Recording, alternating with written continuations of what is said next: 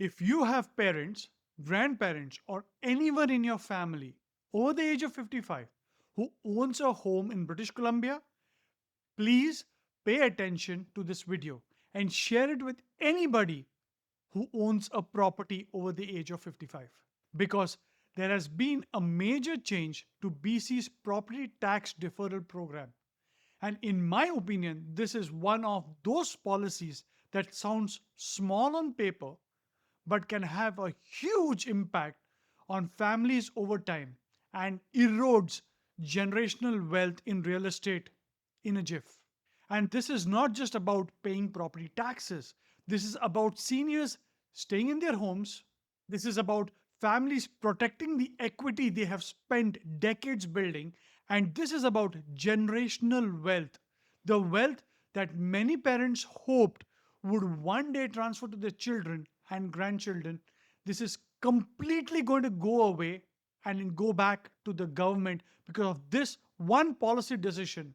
And frankly, I think the NDP government needs to rethink this particular policy. Now, before anyone says this is political, let me be very clear. This is not about left, right, middle, center, top, bottom, doesn't matter. This is all about math, and math has changed. Before we get into it, if you're a homeowner in BC, or if you have parents who own a home and they are considering deferring property taxes, make sure to share this video with them. And if you want real estate information explained in plain, simple language without the fear mongering and without the sales pitch, subscribe to this channel. My goal here is simple: help you make informed decisions before small policy changes just like this one becomes a very expensive mistake. Now, firstly, what is the property tax deferral program? Let's understand this. The BC Property Tax Deferral Program allows eligible homeowners to delay paying their annual property taxes. This is basically a loan from the province. The province pays a property tax on your behalf, and that amount becomes a debt secured against your home. When you sell the home, transfer ownership, or settle the estate, the deferred taxes and interests are paid back. For many seniors, this program made sense. Why? Because a lot of seniors are what we call home rich but cash flow poor. They may have bought their homes 30 to 40 years ago. They may have worked hard, paid off the mortgage, raised their family there, and now they are living on pension income on limited retirement savings. But their property value has gone up significantly. And because property value has gone up, property taxes have gone up too. And it becomes a bigger burden for them to pay it on a yearly basis. So the original idea behind the deferment program was good. It allowed seniors to age in the place. It gave them breathing room. It said you should not be forced to sell your home just because your property taxes have become difficult to manage. I support that principle. But the concern now is that the government has changed the structure of the program in a way that would make it significantly more expensive moving forward. So, what changed? And here's the part everyone needs to understand. Before 2026, under the regular program, many seniors were deferring property taxes at prime minus 2%. And the interest was simple interest. Simple interest means interest is charged only on the original amount deferred. It does not keep building on top of itself in the same way that compound interest does. But starting 2026 property taxes, the new rules are very different. Now, deferred taxes are charged at prime plus 2%. Now, here's the kicker: it was previously prime minus 2%, and now it is prime plus 2%. That's approximately 4% increase in the deferral interest. And to make it even more challenging, the interest rate is compounded on a monthly basis. And that is a massive shift. We are not talking about a tiny adjustment. We are talking about two changes happening in the same time. Number one, the interest rate jumps from prime minus 2% to prime plus 2%. That's a 4% jump. Number two, the interest structure changed from simple interest to compound interest. And the second part is one a lot of people may not fully understand. Compound interest can be powerful when it is working for you, but when compound interest is working against you, it can quietly become very dangerous because now you are not just paying interest on the original deferred tax amount, you are paying interest on the interest month after month, year after year. And for seniors who are already on fixed income, that can become a real problem. Just to put into perspective, if you deferred your taxes in the past system of simple interest and to prime minus 2%, you would approximately in 17 years lose 7% of equity of that home. 7% of equity whenever you sell it, if you had deferred your taxes for 17 years, is what the government would claim. However, according to the new system, which is prime plus 2% and compounded monthly, over a 17-year period of tax deferral, 70% of your home equity is eroded. What it means is you sold your home for $1 million, the government would keep $700,000 out of that $1 million as a payment for the tax deferral program.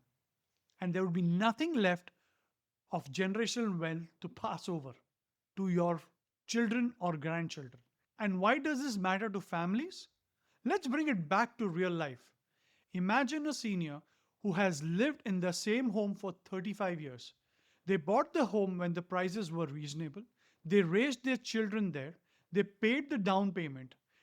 They did everything we tell people to do: work hard, buy a home, pay it off, build equity. And now, after all that, they are being told if you cannot afford your rising property tax bills, you can still defer it. But now the cost of deferring is much higher. That is the problem. Because for many families, the family home is the largest asset they have. It is not just a home, it is a retirement security, it is an emergency security, it is the money that may eventually help the next generation. Maybe it helps children with down payments. Maybe it helps grandchildren with education. Maybe it pays for long term care. Maybe it is the only meaningful inheritance a family has. So, when the government policy started accelerating the erosion of that particular equity, we need to have a serious conversation because this is not just a seniors issue, this is a generational wealth issue. Now, to be fair, there is another side to this. Old program was very attractive. In fact, there was criticism for years that some people who did not truly need help were using the program because the interest rate was too low. If you could defer taxes at a very low simple interest rate and invest your money somewhere else for higher returns, then yes, some people may have used it as a financial strategy, and that is fair criticism. And if the government wanted to fix that, I think the most people would understand. But here is my issue: there is a big difference between fixing abuse and punishing everyone. If the concern is that wealthy homeowners were using the program when they did not need to, then why not means test it? Why not create income thresholds? Why not create asset tests? Why not keep the program affordable for seniors who genuinely need it while limiting access to people who are clearly using it as an investment strategy? But moving the entire program to Prime Plus 2 with monthly compounding feels like a blunt instrument. And blunt instruments often hurt the people who have the least flexibility. So here's my honest opinion: the NDP government needs to rethink this strategy because if the goal is to stop wealthy people from taking advantage of the system, then design the policy around that specific issue and do not create a system where regular seniors, widows, people with disability, and fixed income homeowners are now looking at their home equity and wondering how much of this will be left. Because the danger here is not always immediate. It is not like someone gets a bill tomorrow and loses the home. The danger is slow, quiet, and compounding. And that is why this is urgent. A lot of people may not even feel the pain for a decade, but after 10, 15, 17 years, the numbers can look very different. And by the time families realize what has happened, a large portion of their equity may have already gone. That is why families need to sit down and review this. And that is why this conversation is extremely important. The question being asked is, what should homeowners do? Now, I'm not a financial advisor and this is not a financial advice. But if you or your parents are using property tax deferral program, I would strongly suggest doing three things. Number one, review whether your 2026 property tax are being automatically deferred. Some people may be on auto renewals and may not realize that the new interest term applies to the new 2026 deferral. Number two, speak to a qualified financial planner, accountant, or mortgage professional. You want to compare your options. Would it be better to pay the property taxes directly? Would a secured line of credit be cheaper? Would family support make sense? Would downsizing eventually be part of the plan? There is no one size fits all answer, but doing nothing is not a strategy. Number three, if you are an adult child or a senior homeowner, do not ignore this conversation because it feels comfortable. I know many conversations with parents can be awkward, but this is exactly the kind of conversation that can protect your family from making a costly mistake. And from a broader real estate perspective, this policy also matters because BC is already dealing with a serious affordability crisis. Young buyers are struggling to enter the market. Seniors are struggling with rising costs. Families are relying more and more on intergenerational support. In many cases, the only reason a first time home buyer can get into the market is because parents or grandparents are helping them. So, when we talk about eroding home equity, we are also talking about reducing the ability of one generation to help the other generation. And that has consequences. It impacts estate planning, it impacts retirement, it impacts downsizing, it impacts housing supply, it impacts the ability of families to build stability in one of the most expensive housing markets in Canada and probably across the world. That is why this issue deserves more attention. This is not just a tax policy footnote, it is a housing policy issue, it's a family finance issue, and it is a generational wealth issue. So here's my message to the BC government and David Eby. Yes, please review the program. Please stop people from abusing it. Make sure public programs are used by the people they were designed to help. But do not solve one problem by creating another one, which you have been consistently doing.